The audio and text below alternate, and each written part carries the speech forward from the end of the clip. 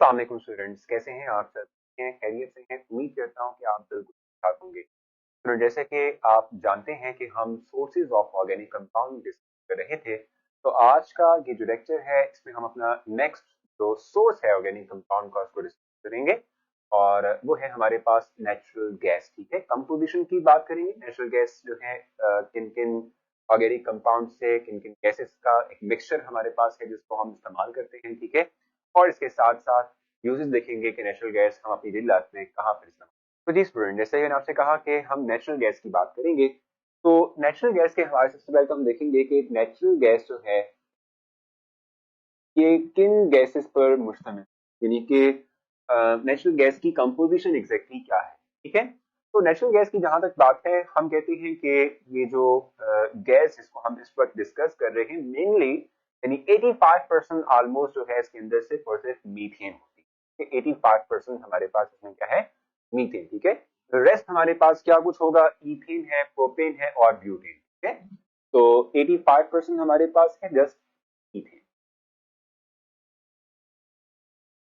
Natural gas is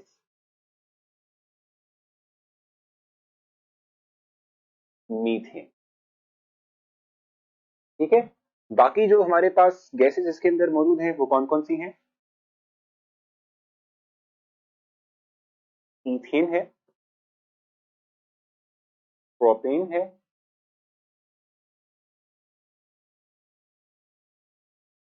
butane है और कुछ और गैसेस भी इसके अंदर मौजूद होती हैं। तो लोअर हाइड्रोकार्बन जो है इसके मिक्सचर को हम बेसिकली तौर पे नेचुरल गैस कहते हैं। लोअर हाइड्रोकार्बन मतलब कि जो स्मॉल साइज हाइड्रोकार्बन होते हैं, ठीक है, इनकी हम इस पर बात कर रहे हैं। इसके मिक्सचर को हम नेचुरल गैस कहते हैं।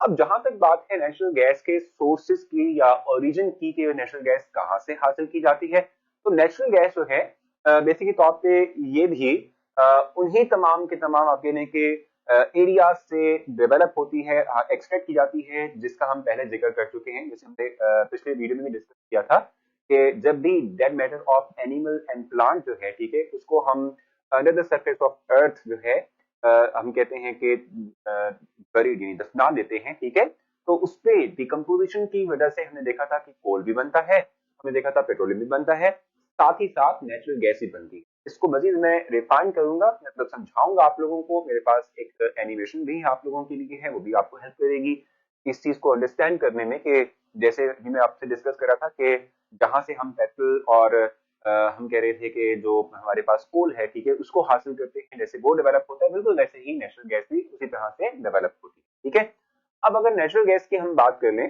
तो नॉर्मली हम देखते हैं कि नेचुरल गैस का बेसिकली जो इस्तेमाल किया जाता है डोमेस्टिक लेवल पर, तो वो तो आप जानते हैं कि as a source of energy, ठीक है, हीट सोर्स के तौर पे इसका इस्तेमाल किया जाता है, कुकिंग पर्पज के लिए इस्तेमाल किया जाता है। होम जो आपके लिए यूजेज है इसका, डोमेस्टिक यूजेज। ठीक है, तो इसके अलावा अगर हम देखें तो हम देखते हैं कि इसको इंडस्ट्री में बहुत ज्यादा इस्तेमाल किया जाता है।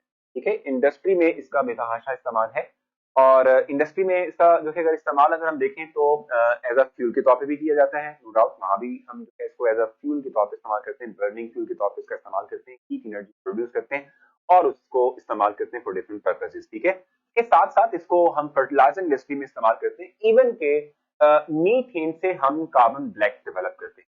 इनको तोड़ेंगे, ठीक है, ब्रेक करेंगे, यानी सिंपल हमारे पास मीथेन है, अगर आप इसको क्रैक करते हैं तो you will get carbon black and hydrogen gas. ठीक है, ये जो कार्बन ब्लैक आप डेवलप करते हैं, ये कार्बन ब्लैक आप इस्तेमाल कर सकते हैं अगर इंडस्ट्री के अंदर, टायर मैन्युफैक्चरिंग इंडस्ट्री के अंदर इस्तेमाल किया जा सकता है। ठीक है, तो ये जो हमारा नेचुरल गैस है, ठीक है, इसको as a source of different organic compound, इसके साथ साथ हम ये भी कहते हैं कि ये एज अ रॉ मटेरियल भी इस्तेमाल होता है for the production of different useful products. ठीक है, अब जैसे मैंने आपसे कहा था कि ये बनता कैसे है, डेवलप कैसे होता है, इसको समझने के लिए मेरे पास कुछ चीज है आपको दिखाने लायक।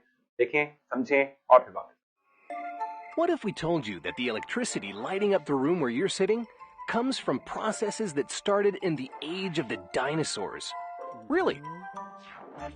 Ancient plants and microscopic animals helped to create natural gas, a clean and inexpensive source of energy.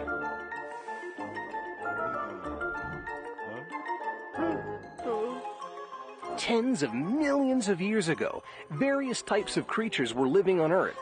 Gigantic animals like dinosaurs, and lots of tiny organisms like plankton and algae. And like every living thing, these creatures died and were buried in the ground together with lots of other organic material, including plants. This organic material, proteins and cellulose, was broken down into a sludge and compressed under layers of earth and sediment. As the years passed, it was covered by additional layers. The weight of these layers and the proximity to the center of the earth pressurized and heated this material, transforming it into kerogen. Additional heat and pressure break down the kerogen, producing natural gas. And this is how natural gas is created. But something else is also needed in order to create a reserve of natural gas, a layer of rock that traps the gas below it. तो hopefully आपने ये जो video देखी इससे कुछ सीखा होगा, समझा भी होगा और देखा होगा किस तरह से ये जो नेचुरल गैस है डेवलप होती है और किस तरह से जो है हम उसको फिर फर्दर निकालेंगे कैसे। हम जो है एक कुआं वेल क्रिएट करते हैं, ठीक है, और उसके थ्रू जो है हम ये जो डिफरेंट हमारे पास नेचुरल सोर्सेज हैं ऑर्गेनिक कंपाउंड्स के, इनको हम एक्सट्रैक्ट करते हैं, हासिल करते हैं और इनको यूज करते हैं। तो उम्मीद करता हूँ कि आपने सब कुछ अच्छे से समझ लिया होगा। स्टिल कंफ्यूजन रह गई हुई तो आप मुझसे क्वेश्चन कर लीजिएगा कैंपस ऐप पे। बहुत सारा ख्याल रखें, नेक्स्ट सेक्शन में मुलाकात होगी, तब तक के लिए अल्लाह हाफिज।